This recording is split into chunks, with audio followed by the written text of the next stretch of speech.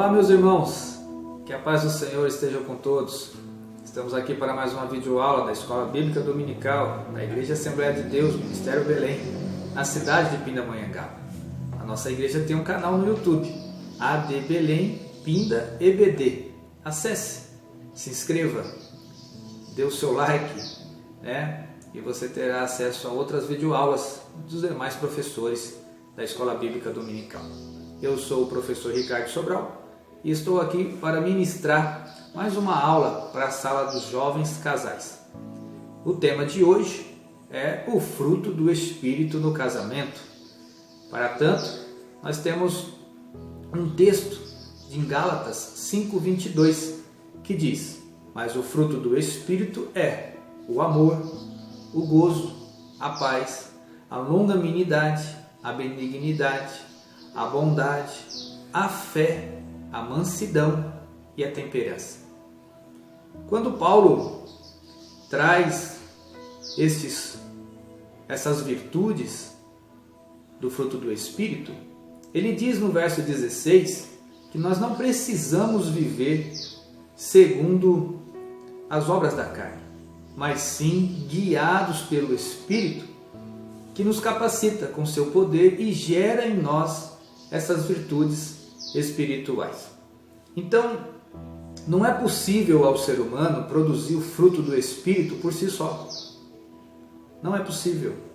Apenas a presença do Espírito Santo na vida do servo de Cristo é capaz de produzir. Jesus deu essa orientação em João 15, quando ele fala da videira, que nós somos o ramos e ele é a videira principal. Ou seja, de maneira bem resumida, o fruto do Espírito é a manifestação da vida de Jesus Cristo em nós, no cristão.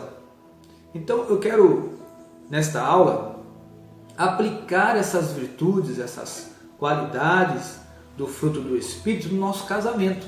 Como é que nós podemos fazer isso? Então, a primeira virtude que Paulo fala é sobre o amor. E o amor aqui que Paulo está se referindo é o amor ágape, é o amor sacrificial. Esse amor, ele é a principal de todas as virtudes, porque ele é o fundamento para os outros, que nós vamos já aprender. Então o amor, ele é o fundamento. Deus é amor. Deus nos ama como ninguém jamais nos amou e poderá nos amar. Não é verdade? E esse amor de Deus por nós foi tão grande que ele enviou o seu próprio Filho, diz a palavra de Deus, como perfeita expressão desse amor. Por isso o apóstolo Paulo diz em Efésios 5:33, no entanto, também quanto a vós, que cada um ame a sua própria esposa como a si mesmo, e que a esposa respeite o seu marido. O que eu aprendo?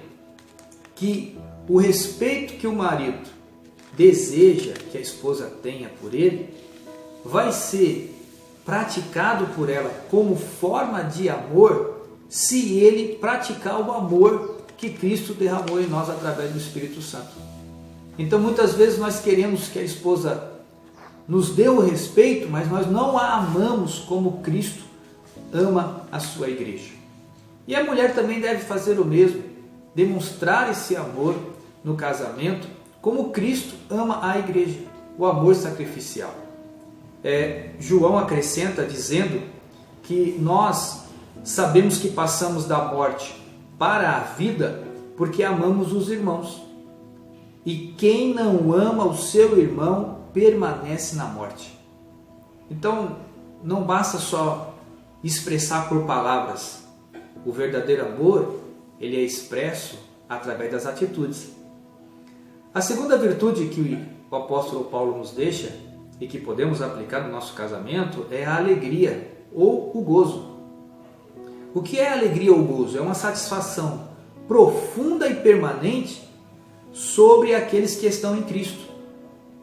A manifestação dessa virtude, ela faz com que a alegria do crente não esteja ligado a uma circunstância, a uma situação, porque ela sabe que esta alegria é a confiança que ela tem na soberania de Deus que controla todas as coisas. No casamento, é responsabilidade de ambos os cônjuges proporcionar alegria um ao outro. Não é só de uma das partes. Não é só achar que Deus vai fazer com que essa alegria brote. Não.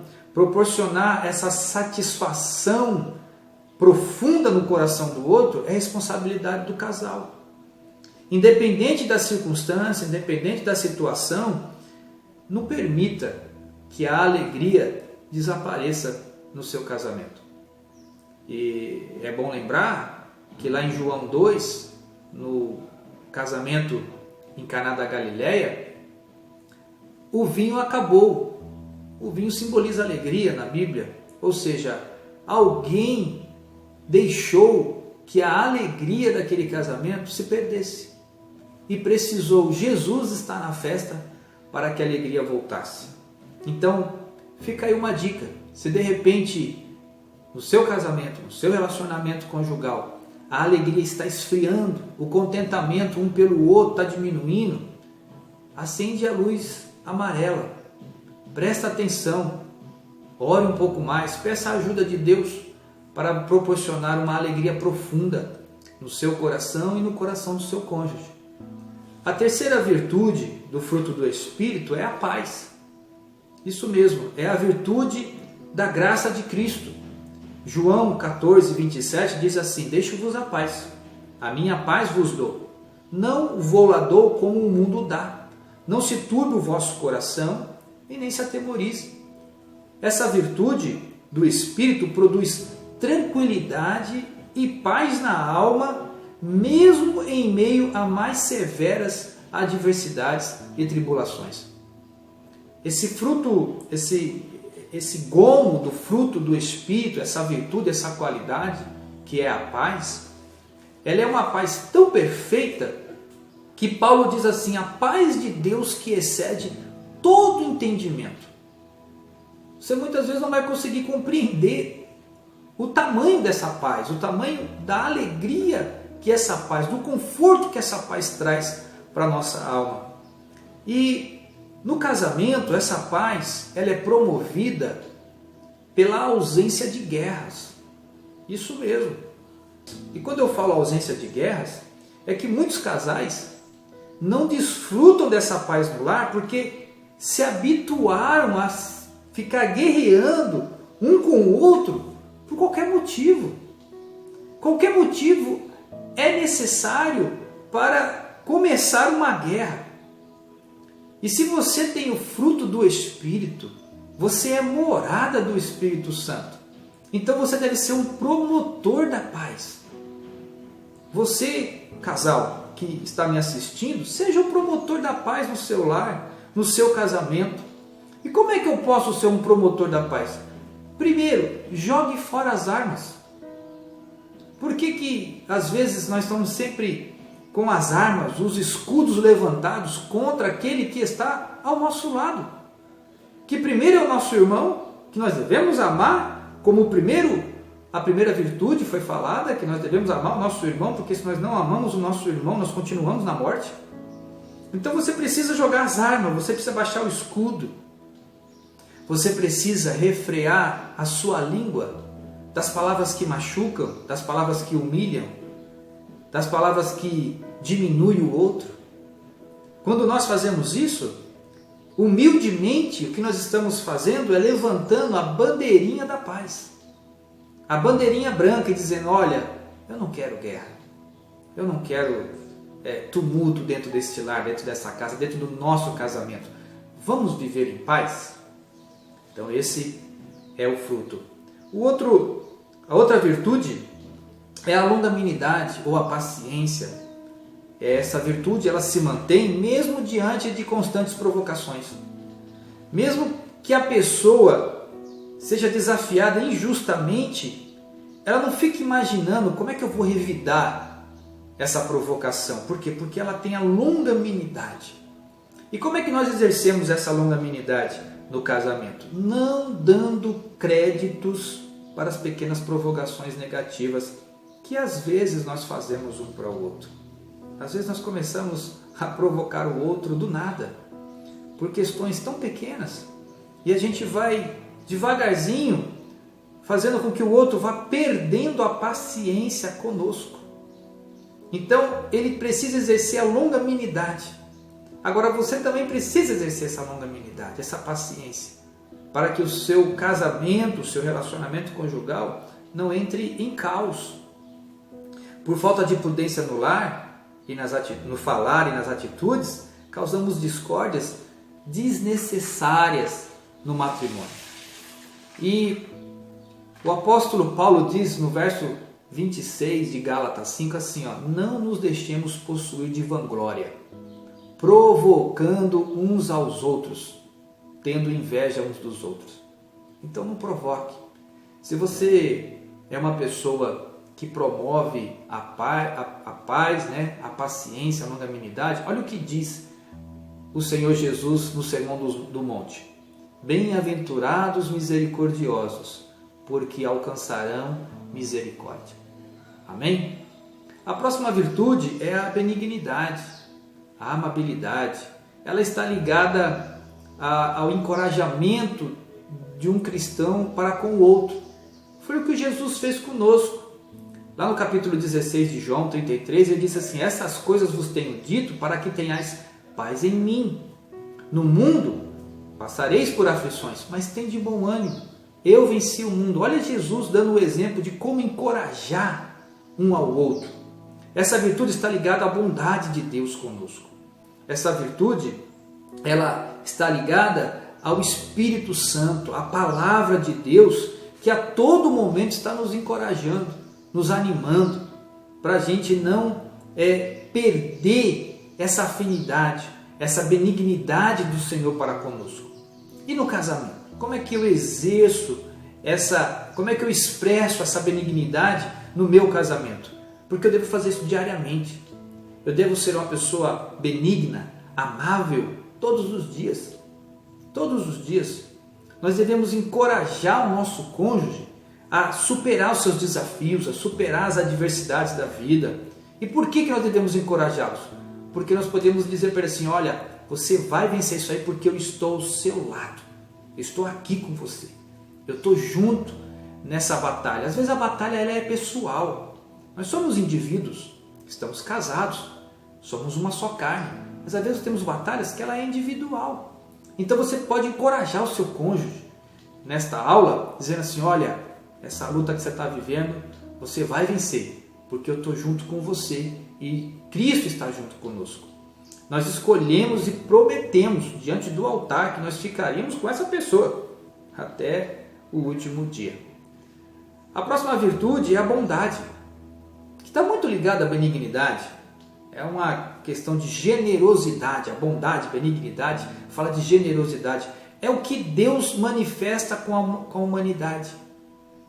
A relação de Deus com a humanidade é uma relação de bondade todos os dias. Ele nos concede vida e misericórdia em meio às nossas transgressões. Nós não merecemos. E essa bondade ela pode muito bem ser interpretada como graça. Porque a graça é dar o que é bom a alguém que merecia o que é mal. Isso é graça. É um presente. Então a bondade ela pode se assemelhar ou pode ser interpretada como uma graça. Veja que o apóstolo Paulo disse em Romanos 15:14: eu próprio, meus irmãos, certo estou a respeito de vós, que vós mesmos estáis cheios de bondade. Olha o testemunho do apóstolo Paulo para a igreja de Roma: vós mesmos estáis cheios de bondade. Como é que nós podemos exercer essa bondade no casamento? Nós exercemos essa bondade no casamento quando nós estamos dispostos para o perdão. Isso mesmo, quando nós estamos abertos para a reconciliação. Quando perdoamos o nosso cônjuge por alguma falta que ele fez conosco, ou quando nós pedimos perdão por alguma ofensa que nós cometemos, nós estamos transbordando de bondade do Espírito de Deus no nosso relacionamento conjugal. Pense nisso, nessa aula, o quanto você está transbordando de bondade no seu relacionamento na questão do perdão. Você é daqueles que é difícil de perdoar ou você é fácil de perdoar?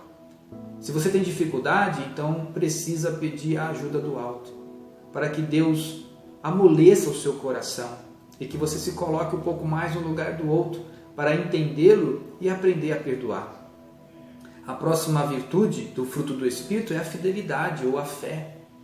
E essa virtude faz com que a pessoa seja confiável, seja honesta. Um bom exemplo é do servo fiel de Lucas 16.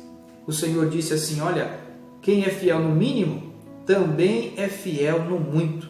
E quem é injusto no mínimo, também é injusto no muito. Para mim, a fidelidade no casamento, ela não é uma escolha, não é uma opção de escolha, é um dever. É um dever do casal. Ele tem que tomar essa decisão no altar. Olha, antes do altar, na verdade, eu decidi que eu vou ser fiel a você, que eu vou agir com fidelidade, eu vou ser honesto no nosso casamento. Um casamento onde a suspeita e as desconfianças imperam, nunca será um casamento saudável. Nunca. Então, no casamento, nós precisamos prestar contas ao cônjuge. Faz parte da dinâmica do casamento, prestar contas. Você deve prestar conta para o seu esposo, você deve prestar conta para a sua esposa. Diariamente. Diariamente. E não é possível, irmãos, viver a vida a dois debaixo da cortina da desconfiança. Não é possível. Agora, aquele que é fiel, diz Provérbios 28:20, o homem fiel será coberto de bênçãos. Tá ok? Então, nós temos mais uma virtude, que é a virtude da mansidão. Mansidão, essa virtude está relacionada a alguém que se submete à palavra de Deus e que disciplina outra pessoa com amor. Disciplina com amor. O apóstolo Tiago disse no capítulo 1, verso 21, recebei com mansidão a palavra em vós enxertada, a qual pode salvar as vossas almas. No casamento, é imprescindível uma boa comunicação. Imprescindível. A boa comunicação é aquela que nós nos colocamos no lugar do outro para entender melhor o que se passa no coração. E aí nós podemos fazer com que a mansidão seja o árbitro dessa comunicação. Precisamos também reconhecer que ser manso e humilde evitará comportamentos grosseiros, comportamentos hostis dentro do nosso casamento. Quando nós se comportamos com mansidão, pode ter certeza, seu casamento será muito mais saudável e você vai estar refletindo a presença do Espírito Santo na sua vida. O apóstolo Tiago nos ajuda dizendo no verso 19 do capítulo 1 o seguinte: portanto, meus amados irmãos, todo homem seja pronto para ouvir, tardio para falar e tardio para se irar. E a última virtude ou qualidade do fruto do Espírito que nós conhecemos é o domínio próprio ou a temperança. E essa virtude ela está diretamente ligada às pessoas que não cedem aos seus impulsos carnais. Não cedem aos seus impulsos carnais. É a pessoa que tem domínio próprio. Agora, sem o Espírito Santo, nós não conseguimos desenvolver essa habilidade. É necessária a presença do Espírito Santo. É necessária uma busca constante da pessoa do Espírito Santo para nos ajudar. Essa virtude, ela é resultado das demais virtudes em ação. Ela comprova que você está praticando as demais. O domínio próprio, ele é conduzido pelo Espírito Santo para que você não viva na carne, para que você não viva segundo os seus desejos carnais. Agora, a ausência do domínio próprio nas nossas ações conjugal é sinal de que nós estamos falhando nas demais virtudes mencionadas. Por isso o apóstolo Paulo disse aos Romanos, capítulo 6, verso 12, não reine, portanto, o pecado no vosso corpo mortal, para lhe obedecerdes em suas concupiscências. Ele está dizendo, olha, se o pecado está reinando no seu corpo, pode ter certeza, você vai obedecer ao seu pecado. E se você estiver obedecendo ao seu pecado, que eu costumo dizer que é o pecado de estimação, com certeza o Espírito Santo não está te ajudando porque você não quer. E com certeza você não está praticando as virtudes do fruto do Espírito. A minha palavra final nessa aula é para que você busque mais a presença do Espírito Santo dentro do seu casamento, dentro da sua vida pessoal. Peça para Ele te ajudar a desenvolver cada uma dessas virtudes, porque Ele vai ajudar. E o melhor ambiente para você desenvolver as habilidades, as qualidades, as virtudes do Espírito Santo, do fruto do Espírito, é o casamento. É no casamento que você aprende a amar. É no casamento que você aprende a dar alegria e a receber alegria. É no casamento que você aprende a ser pacífico. É no casamento que você aprende a ser paciente, a ser amável. É no casamento que você aprende sobre bondade. É no casamento que você aprende sobre fé, sobre fidelidade. É no casamento que você aprende sobre mansidão. É no casamento que você aprende a ter domínio próprio e temperança. Amém? Deus abençoe sua casa, Deus abençoe seu lar, Deus abençoe sua vida, Deus abençoe sua semana. E até a próxima aula, se Deus quiser. Fiquem todos na paz de Jesus Cristo. Um forte abraço do pastor Sobral.